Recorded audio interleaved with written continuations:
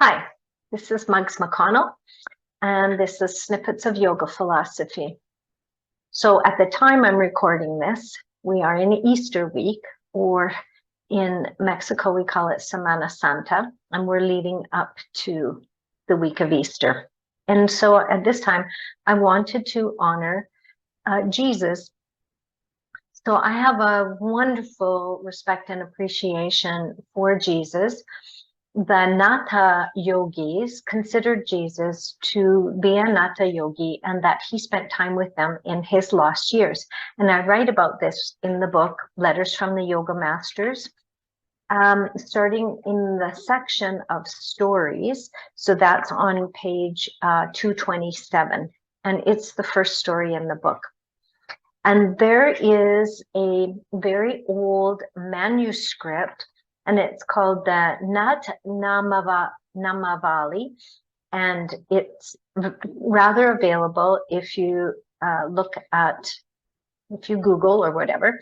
And so this manuscript was found in the regions of India and Tibet, where they border, at the Himis Temple, and it was translated in part by Swami Abhedananda of the Ramakrishna Vedanta Society.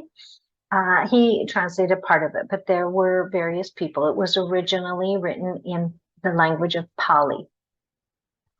So this letter was written to Hari to share with him about Jesus spending time in India. And whether or not there is evidence to back it up, I just want to share with you the loveliness of this story, this manuscript that is highly regarded by the Natha Yogis and their love of Christ.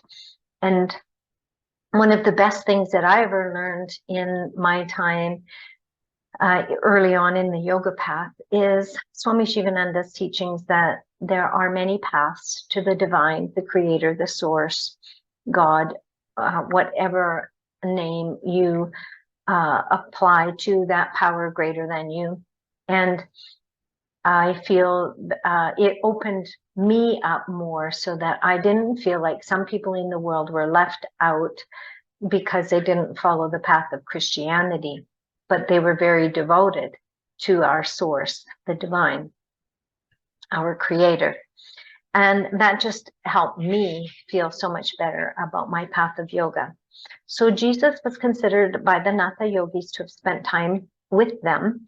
And when he was crucified on the cross, they consider that he went into a state of samadhi or enlightenment.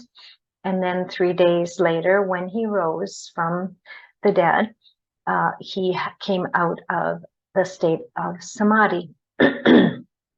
And I feel so gracious for this other perspective of Jesus's crucifixion, and with all of the wisdom and powers that he had to heal the blind and to heal those with leprosy. He was extremely enlightened and would have that power to move into a state of enlightenment or samadhi or oneness with the divine. And then, of course, as all realize, he came and rose from the dead, which also helps us to believe and comprehend that there is life after death. And so for me, this wonderful story, a translation from the manuscript, I am glad that it's in my book, and I like to celebrate the time of Jesus at Easter time, although it's a wonderful story to read at any time and to ponder. And so I wanted to share this with you today. It's a short snippet. I hope you have a beautiful Easter, and I hope that you can read the manuscript speaking of Jesus's time as a yogi and how highly regarded he was by the yoga masters. So I hope you have a beautiful day. Namaste.